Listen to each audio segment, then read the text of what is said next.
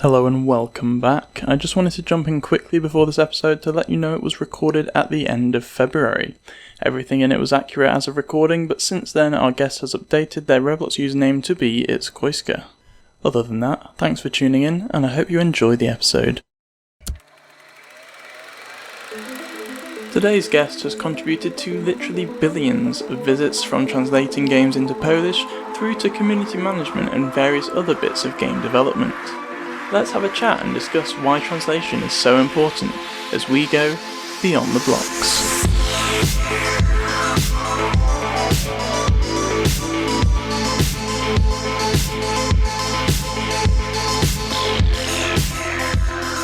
Hello and welcome back to Beyond the Blocks, the podcast all about the Roblox platform and game development. I am of course your host Bantek, and I'm excited to welcome Krunnie as our guest. So hello Krunnie, how are you today? Hey, I'm doing great, how are you?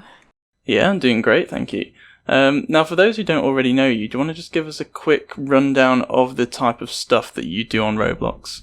Sure, so, on the platform I'm mainly known as a translator. I have worked for a few top games such as Restaurant Tycoon 2, Work at a Pizza Place, Saber Simulator, and a few other of those kind of games. I also do a lot of 2D and 3D work on Roblox, from like building to modeling all the way to UI and clothing. And I hope to stop expanding my knowledge on the platform, because soon enough I'll be too powerful for Roblox to contain me. Brilliant. Well, we'll start with the pretty well-known games that you mentioned there in terms of translating. What got you into translating on the Roblox platform specifically?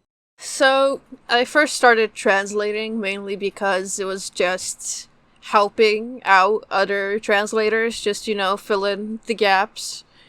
It wasn't really trying to steal their thunder at first, but essentially I ended up being currently the top Polish translator on the platform.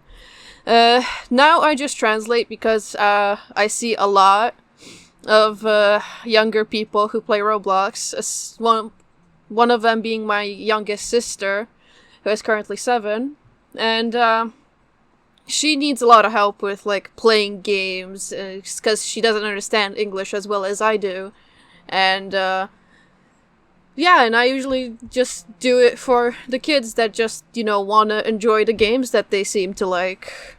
That's a really interesting point, actually, I suppose, about kids who haven't necessarily learned English as a second language yet, struggling to understand some of the games.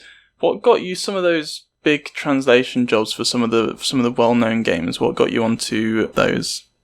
So, it's kind of a 50-50 for me, because sometimes it was just my portfolio alone, the fact that I speak Polish and have different credentials listed on my portfolio. And another thing is also working in a localization team with MothMage and other translators being there to vouch that, I'm credible for work. And that's actually how I started. I just accidentally joined this translation group. And ever since, I've been just taking jobs from there, recommending others for jobs, or just, taking jobs on my own. And I suppose for some of these big jobs, you have to play the games and understand kind of the context of where the translations, or where those strings are in the game. Which of the games did you find kind of most interesting to translate out of some of the big ones that you've done? I don't know if I should say most interesting, because all games have their own different types of words that are there. Yes, there are words that are, you can put anywhere across any kind of game on the platform, but a tycoon will have its own special language, same with a simulator, a puzzle game, an obby. All of them have different kind of wording that needs to be put in them in order to, convey the context as best as you can. And that's why I always steer away from saying the most interesting rather than just the biggest, the smallest, like the wildest, or the one that took me the longest. What genre of game then, I suppose, is most challenging? I'd say that definitely tycoons are the most challenging, because the word tycoon within itself isn't a word in Polish. I mean, it is a word, but not in a context that you'd think a tycoon game would have. So sometimes I just resort to not translating the certain word, or just making a workaround to just make sure that the person gets that the tycoon in Polish is the tycoon that you want to know. Yeah, definitely. Have you discovered any hilariously bad translations on Roblox? Oh yeah, definitely. And it's not only me. I have stories from other translators that I am friends with that definitely have shared their most hilarious Google Translate stories that I think I should remember. One of them in Polish specifically is a pet tycoon game that I found on the front page.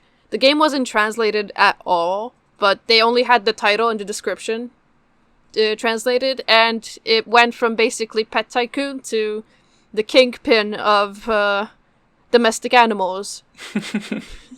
Yeah, and with other languages that I know, certainly, one of them being noob in Korean would translate into some very inappropriate words. Same thing was for trading in Dutch, which for some reason Google decided that breeding would be a good word for trading. Brilliant. I suppose developers have to be quite careful with it, don't they? Yes, definitely, especially with who they hire, because I've had some stories where developers would come to me and my friends and be like, hey, we've had this other translator work for us, but our community is not very happy with it, and they're saying that it's basically Google Translate, could you help us with it? And this is how we've scored, me and my friends have scored some of the best, most longest jobs we've had, NK Studios, for example, Guesty. They've had a situation like that where they thought that Google might be the solution for them in a short term. But the community, as soon as they noticed that the language in the game wasn't very appropriate, they started to leave the game and they started talking about it. And I remember the first time you were working with them, we've had some really, had a serious conversation with them about it. And I definitely know that for other games that they're working on, they'll definitely be hiring us in the future. As well as, just in general, some smaller games, I would have someone reach out to me, be like, hey, can you do this for me for free? I owe you a favor, and other stuff. And it's just, being a translator in general is you meet a lot of interesting people, a lot of interesting games, and it just shows how diverse the platform can be sometimes. Yeah, I can imagine. I suppose my next question, that kind of leads on nicely, is that even in modern times, there's kind of a English speaker mentality that everyone will learn English, and if they don't, that's kind of too bad. And obviously a lot of these developers putting in these translations don't speak the languages that they're putting in, not necessarily sure whether they're going to get accurate translations or not. And that might put some people off. So my question is kind of, why is it still important for game developers to localize their games into all these different languages? So, instead of saying why, let me give you an example. Imagine you have a task that you need to hammer a nail into some wood, and the person that is explaining this to you doesn't speak. You don't understand what they're saying. They're speaking completely different language, and your thought process as a human immediately goes to, oh, I have this, and this. I think this should be this, but it might not. The other person might not like it, so I have to figure it out if I should be doing that in the first place, or try to get some more hints from whatever they're doing. I suppose a pushback that a lot of people might have is obviously that there's a ton of languages out there, and if you're supporting one or two, then it feels like you should support them all, which can obviously be very time consuming, potentially quite costly. And I suppose that's where one of Roblox's recent updates comes in, as they've rolled out automatic translations, making them available to all developers. What are your thoughts on automatic translations? First of all, let me just clear this misconception of if you support one translations, you have to support translations for every language. This is false, because some players from different languages may not like the game that you make, or just simply not drawn to it, and you don't have to. And with Roblox, you can translate you can put as many languages as you want, not just one, not just all. That is kind of the beauty of it, because you have control of it, and this kind of rolls nicely into what I'm about to say, because Roblox kind of took that away from us last Wednesday. Oh boy. So the automatic translations were enabled last Wednesday, and it was forced onto us by the platform, which caused some issues. One of them being that the entire, every language meshed into one another, and it resulted in strings and tables in general having many, many amounts of strings. The biggest one that I found, and I've been throwing around on Twitter in general as a laugh, was the one that I've worked on previously called Circus Trip, that basically went from 800 strings to over 10,000. Of course, Roblox kind of fixed that issue, but they also told developers that, hey, we've enabled it, but that's up to you if you don't want to use it, and if you don't want to use it, you can just delete the strings, and move on with your day, which caused a lot of issues for developers that didn't want those translations on. The website just started crashing on people. The buttons weren't working, you couldn't do anything, and you had to wait a day or two for everything to just calm down. And that's mainly the issue of automatic translations, with there also being a lot of inappropriate words.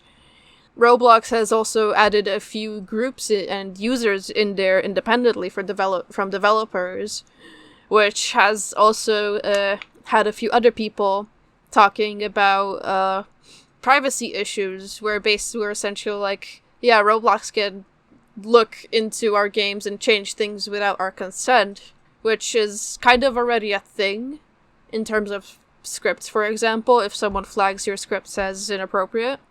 And this is mainly the issue that I take with translation, the automatic translations, is that they've enabled it in such a way that paints translators in general in a very bad light, and just making us seem like we're just careless fools and don't care about anything, where it's not true for many people. For example, a lot of games that reach out to me and to fix Google translations, I do that for free, because why would I charge for their mistake where I can easily pay them, in the form of a lesson, to know that next time, if you want something reliable, you can always come to people who actually do it for a living, essentially, and have them do your job, give you feedback, and just have an extra person to network with, essentially. Yeah, definitely. I can see that. I suppose the kind of the question on automatic translations as well for a lot of developers is whether, if they either can't afford translators or want to support some languages in addition to what they can afford, obviously there's a question of whether some translation is better than nothing, or whether no translation is better than an incorrect one. And I just wondered where you kind of sat on those two sides. Honestly, I'm kind of in an in-between person, because honestly, it depends. If you are using automatic translations as your main source of translations, I'd say you just don't do it. Stay out of the market, if you really want translations, just hire someone. But if you're also in a sense thinking about hiring someone to translate your game, and you just can't afford it at the moment, you can always enable those automatic translations for a short period of time and just have onboard other translators to work on the game and just correct the system, and whatever. That way, we can also reach out to Roblox and let them know that, hey, this word translates to something inappropriate, you should change that. Hey, there's a few different contexts and meanings to that word, you should keep that in mind. So that way we can also make the translations better in the end. But I definitely do think that if you're thinking about translating the game, it's always best to just first scout who is from where is like in terms of countries, and at first translate the most played countries, then go down to whatever language you think would be best. That way you can save a lot of money and you can draw a lot more attention to your game. Yeah, I think that's a good strategy. If the translations do happen to be quite incorrect, you've done automatic or whatever, is there a way for individual users to just switch off and go back to the English, or is that not very easy at the moment? There is a way to do it. You just have to either go through the settings and change your language to English, or just scroll down to the bottom of the page, and where you have this drop down for languages, just switch it back to English. It's going to refresh the page if you do it the other way, but you're still gonna have your game in English or whatever other language you'd like. Yeah, and then I assume just rejoin the game after doing that. Yeah, essentially. Awesome. So on top of your translation work, I've seen obviously on Twitter that you've done some clothing, that you've done a bit of building work. You mentioned them earlier as well. What's kind of your long-term goal on Roblox? Is it to continue just translating things, or are you going to be branching out a bit further and pursuing other forms of development? Oh, I am definitely branching out. Like, I've been honestly on the fence about it for a longer while, because I did have some... I still do have some really good jobs lined up for me. They're okay. They're unfortunately seasonal, because some games don't do updates every day or every week. They come in, like, once a month, 3 months, and so far, so forth. But I've definitely been thinking about just keeping translations as a side job and just expand on what else I know, like catch on some new stuff maybe. And if I could, maybe just try and live off Roblox. Yeah, I think that's the dream for a lot of people. What kind of things might we expect coming up soon, or is it a bit secret? Well, there's definitely some upcoming games that I'm going to be translating, definitely coming soon. There's also, I think 2 projects coming up that I'll be working on. One of them I'll be a head developer for, and so far it's coming up pretty good. I'm really liking the progress on it, on my side at least. And I'm hoping for that to be out soon-ish. That's going to be spoken about more and more as more progress is being done. And for the other project, I can't really say anything because it's right now is just being where people are still talking about it. But yes, I'm hoping for that other project to come along soon that will be spoken about more as time comes. Yeah, that'll be awesome. I think soon is the keyword of Roblox, isn't it? Exactly. Well, that's all we have time for today, so thank you very much for joining us, Krunnie. Is there anything that you'd like our listeners to go check out that I can link to? Definitely check out my Twitter. I post a lot of my own opinions, so if you're interested in some angry comments from time to time about Roblox being Roblox, then go ahead. Oh, I also tweet about cats a lot, so if you'd like to, check out some furry friends, go ahead and follow me over there too. Check out my portfolio too if you're interested in translating. Not translating, but having your games translated. I do a lot of things in terms of translations, from managing tables to managing translation teams and translating myself. So if you're interested in that, please give me a holler. And I think that would be all. Awesome. Well, there'll be links to all of those things in the description of this episode on YouTube, so go check them out. Beyond the Blox is brought to you by Bantex Systems, a development studio creating interactive game systems and solutions on Roblox. Find Bantex profile on Roblox and click through to the Bantex Systems group for more information. Thank you for listening, and I'll see you next time on Beyond the Blox.